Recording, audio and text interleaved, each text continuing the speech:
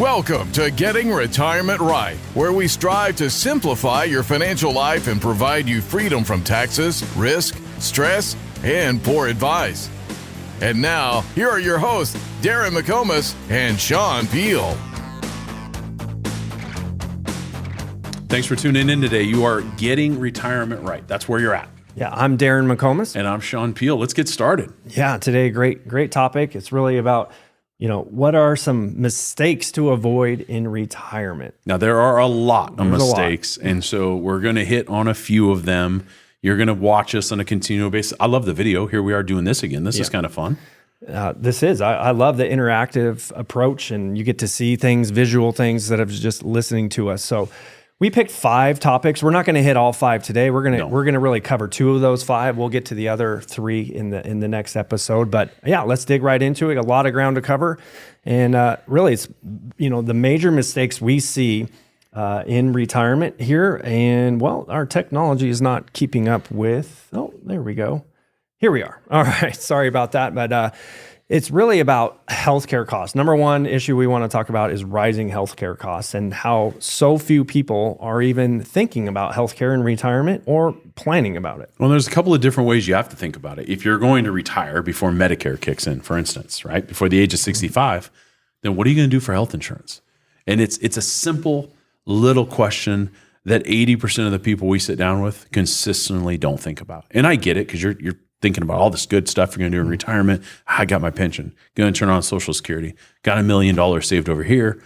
But wait a minute, there's COBRA. It's going to get expensive. It's $1,500. It's $2,000 a month. Oh yeah. By the way, they call back in. We didn't include healthcare, and so you and the team, you're going to add it to the plan, make sure it's there.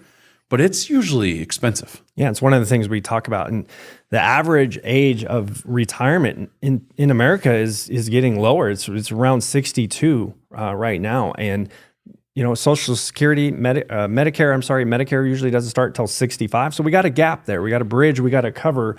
Where are we going to come up with that extra $1,500, $2,000 to cover our healthcare expenses? Where's that going to come from? And some companies cover it and some don't. And we've seen people from the same company get totally different benefits.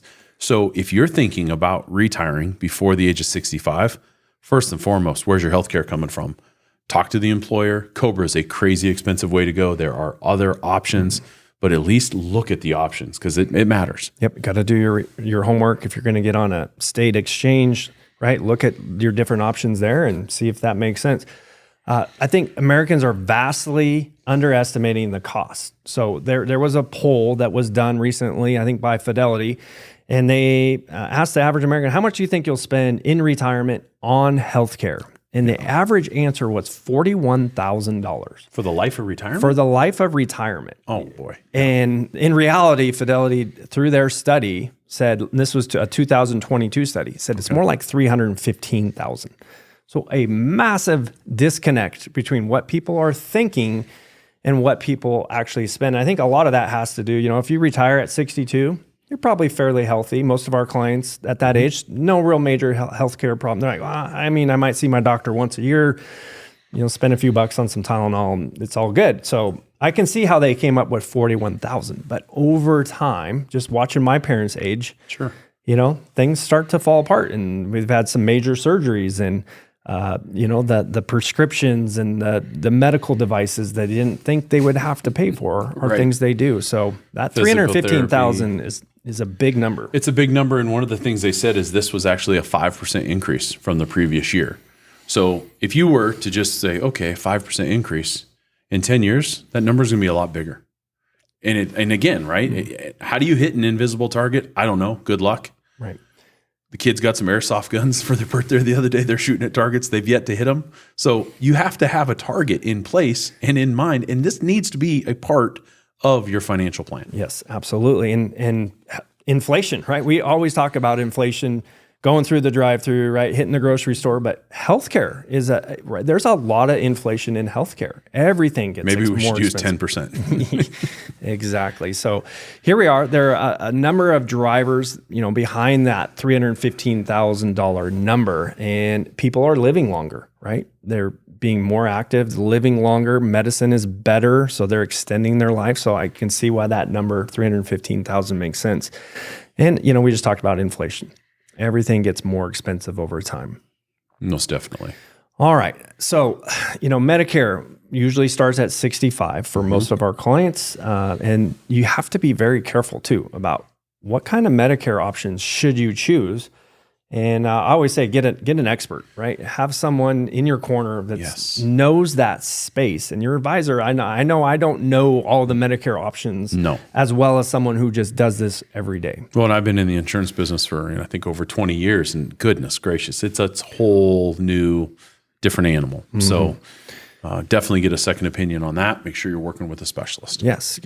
Prescriptions, right, are a big part of that. So you got to know if you're already on a medication, is that covered? What kind of supplemental coverage may you want to get to cover that cost? Because prescriptions can be very expensive. We tried to get eardrops, just plain eardrops for my son. He had an ear infection, and they were going to charge us over $200 for this little tiny vial of eardrops. And thank goodness for GoodRx. We found a coupon and got it down to about $76. But man, I couldn't imagine. We have some friends, cancer, and they are taking certain prescriptions, and those are tens of thousands of dollars. Yeah, medicine's good when you need it. It's never fun to have to pay for it. That's for sure. Yeah. So things you should think about, even when you do turn on Medicare, right? You're still going to have to pay for premiums, most likely. A lot of doctor's visits, some of those premiums are not covered. You got to cover those, so you got to budget for that. Over-the-counter drugs, like I said, I mentioned Tylenol earlier, but as you age, your medicine cabinet tends to expand, and you got to budget that as well. Well, and it's medical devices, but it's also like medical services. Physical therapy and what they're doing with that nowadays is incredible. And whether it's physical therapy, whether it's acupuncture, or maybe it's going to the chiropractor, maybe it's massage. There's new studies on massage and how great it is for the human body. Have a slush fund. You need to have some sort of account where this money is going to come from, or working with the team, you need to budget in, hey, we need $300 a month just for incidentals on the healthcare side. Guess what? If you don't spend it, wonderful. But if you do need it, it's there for you. This is a great example. The healthcare cost is a great example. When we meet with new people that come into our office and they're kind of do-it-yourselfers, there's usually a couple big things they're missing from their plan. One, inflation. They don't calculate in, right? They just kind of have what it costs today to live is going to be that way forever. And then we kind of have a conversation about what inflation is going to look like over their lifetime. And okay, that was a major issue. The other thing is they just don't factor in healthcare. And this is where I think it's so important. Have a plan. Work with an advisor that sees it all and it builds out a comprehensive retirement plan, including how you're going to fund your healthcare. When you Google or check out any of the mistakes that people make for retirees, it's healthcare. Healthcare is a continued issue, and it's not going away because things are only going to get more expensive. And guess what? Like you said, technology, medicine, to me, they go hand in hand, meaning they keep improving. People are going to be living longer, which means you're going to be spending more money. What you're going to be spending it on? Probably everything, because everything's going to be more expensive. And a lot of people think, I'll just turn on Social Security. That will help. It's pretty interesting to see. I heard someone talking about this the other day, that basically what it's going to cost you over your lifetime, that $315,000 in healthcare, is going to eat up a lot of that Social Security over your lifetime. Sure. So again, Social Security comes in and it goes right back out to help pay for healthcare, or a good percentage of it. A good way to deal with a lot of this, and it's free, is exercise. Exercise. Get out and get some fresh air. Hey, that is exactly the list we're going to go through here. We're going to spend about 10 minutes just going through what are some things you can actually do to plan for this and prepare for it in retirement. Number one, have a comprehensive retirement plan. Work with a professional, right? I really think if you're going to get... Work with a fiduciary. Yes. That's what matters. If you're going to work with some, make it sure they're a fiduciary. Make sure they do financial planning, retirement planning. They're looking at income, and healthcare costs are a big part of that plan. If they don't factor that in, it might be time to go look for someone who does a more comprehensive job. And real quick, because we hear this, we're healthy, we're not going to worry about it. Very rarely is someone healthy forever. The new long-term care statistics are insane. Roughly, I forget exactly what it was, but 3 out of 4 Americans are going to have some long-term care event that they never planned on. So again, just be thinking about this. Just because it might not be important today doesn't mean it's not going to be important down the road. Yeah, look for those blind sides. Yeah, the long-term care policies don't make sense for everyone. We kind of have our own philosophy on how we build that out and what kind of funds we use to do a long-term care policy.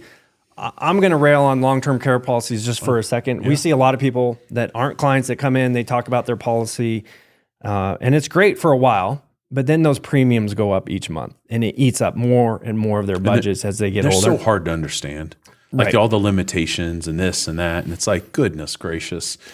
Bottom line is, today there are better products. Mm-hmm. There are options that you have that if you don't use it, you do not lose it, right?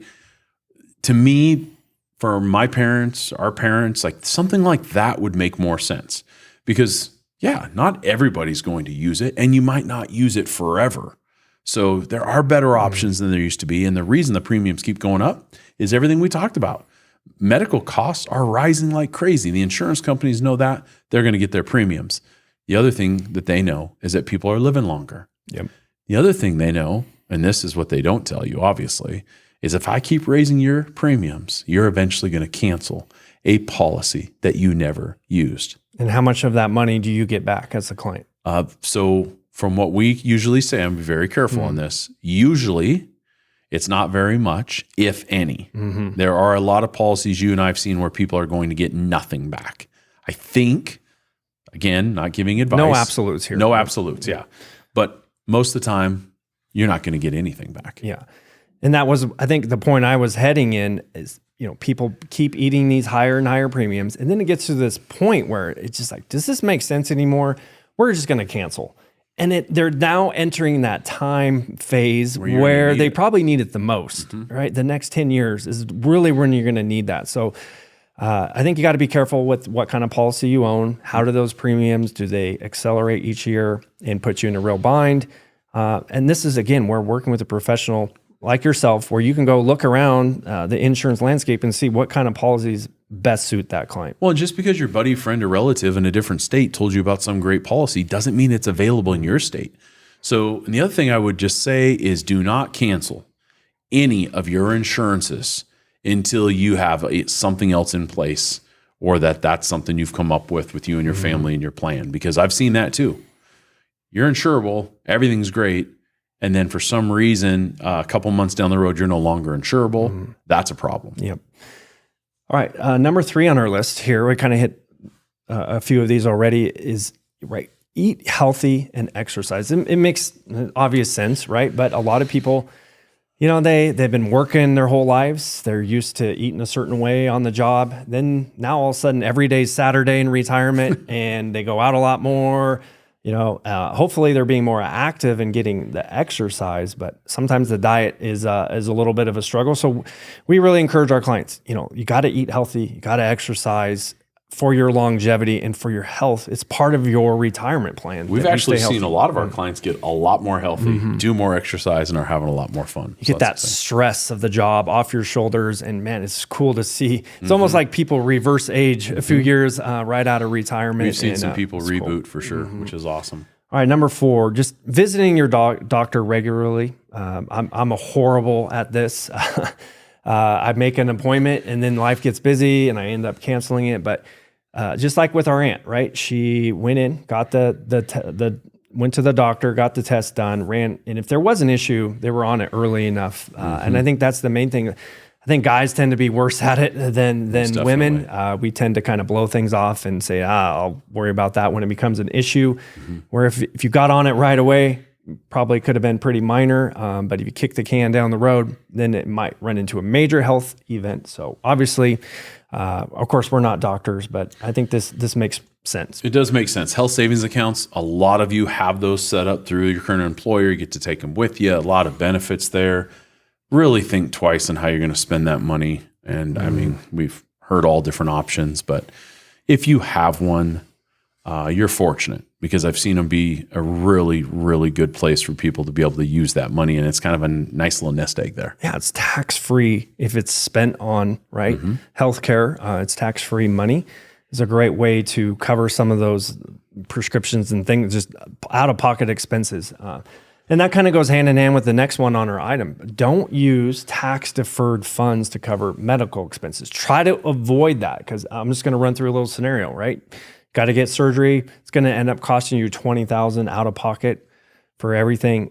If you take that out of your IRA or your 401k, guess what happens, right? It gets taxed, right? That's all taxed as ordinary income.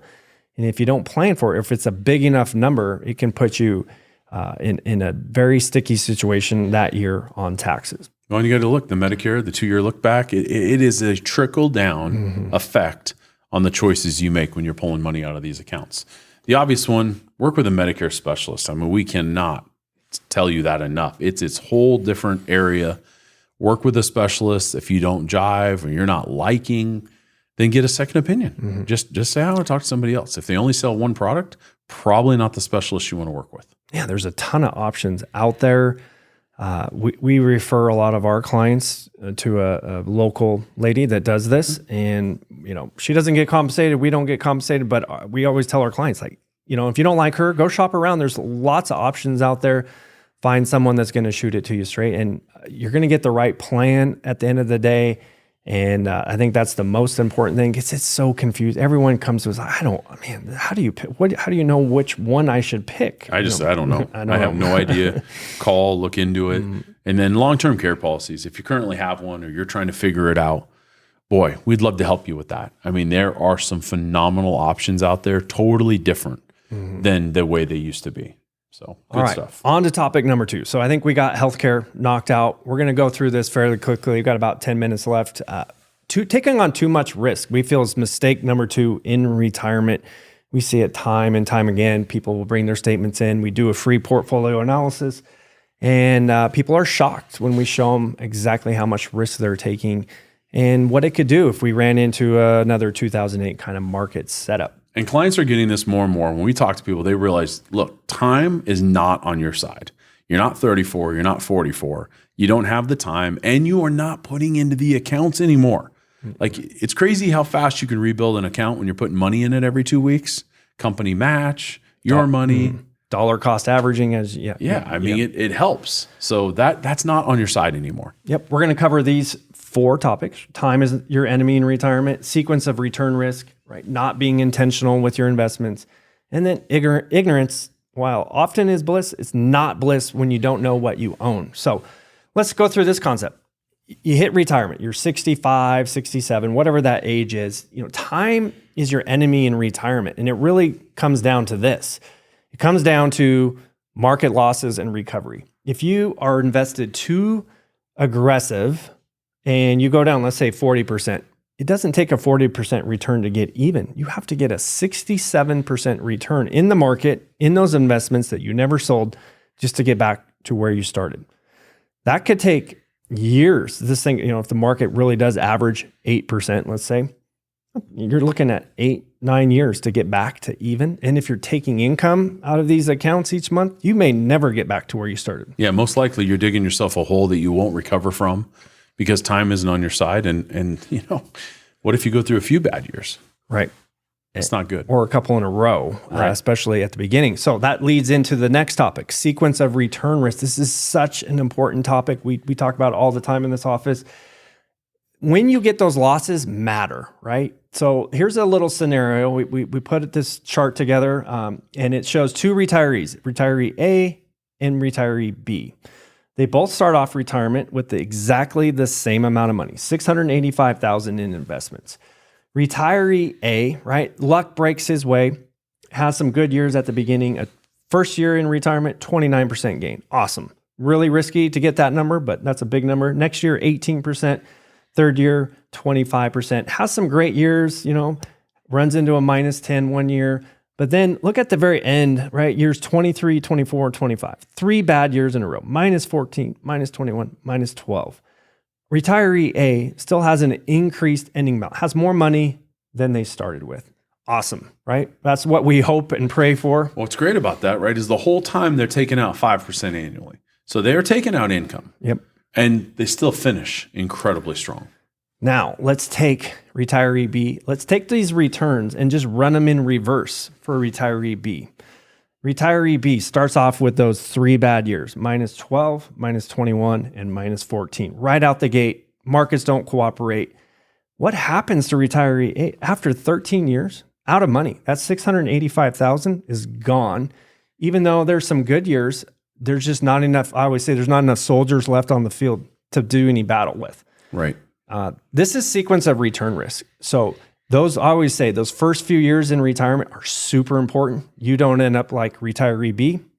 Again, time is not on your side. It's tough to recover from a major drawdown. When I look at history, right, and I say, okay, look, we just had an amazing 10, 11, 12 years. It doesn't repeat itself like that. So there might be some choppiness coming, which is why you really want to make sure it's taken care of. Right. And then I think you really have to be intentional with your investments. You cannot just have all of your eggs in one basket. There we go. Where you just have even a standard 60-40 portfolio. All your accounts are invested the same. Maybe you just love your stocks. You love your Tesla, Apple, Microsoft, right? And you just set it and forget it. And say, well, history, I mean, the last 10 years, it's worked out fine. That's it will keep working out. Yeah. Right. Having everything in one basket with no real... If that thing doesn't work, then where's your income going to come from? Exactly. Right? So tough to recover from that. We love a different system. We call it the tranche system. Some other planners call it the bucket system. But really getting very intentional with your different buckets of money and based on timeframes, when you need that money. And I think that gets you better diversified and make sure that, if the markets have a couple bad years, you have a bucket of money that isn't going to be backwards. So we call that tranche 1. Cookie cutter approach and traditional investing has been tough. Yep. And then just, ignorance is not bliss in retirement. Just saying, I don't understand the markets. That's why I have an advisor. I just kind of let them do their thing. You really got to know what you own and how much risk you're taking on. Just burying your head in the sand, I don't think is an option at this point. No, it's your money, and no one's going to cut you a big check for when that market or money goes down. And so, again, the team at Abraham and Company, they have a process, and it's about getting your freedom back into your retirement. Freedom first retirement process. So again, get a second opinion, get a fresh perspective, have your questions answered so that you can sleep well at night, because I think that really does matter. Yeah, we'll do a free retirement readiness check on what you have and kind of your situation. We also will give you a free portfolio analysis. You can meet with us a couple times for free. No obligation, no cost to you. We'll show you what you're invested in, what kind of risk you're taking on. Look at what your retirement plan looks like right now with no changes. And then we can talk about recommendations going forward from that point. But again, it's just going to take you a few minutes, maybe an hour or two of your time to get this put together. How important that is. It could affect the rest of your retirement. Oh, most definitely. All right, we're at the end. Man, this flew by. It kind of did fly. We hit 2 of the 5 risks that we think are the 5 major risks. We'll get to the others next episode. But if you can just take a minute, leave us a review, kind of have this little video here. If you go down on Apple, iTunes, podcasts, and find the writer review, just leave us a short, honest review.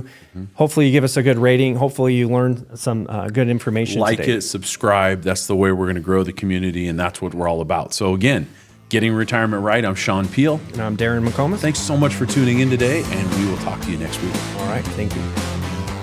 Thank you for listening to Getting Retirement Right. Make sure you subscribe so you don't miss any future episodes. For more resources, or if you have any specific financial questions, contact us at abrahamco.com. That's abrahamco.com. The Getting Retirement Right podcast and related materials are provided for general information and entertainment purposes only and do not constitute accounting, investing, legal, tax, or professional advice. Visitors should not act upon the content or information found here without first seeking appropriate advice from an accountant, financial advisor, lawyer, or other qualified professional.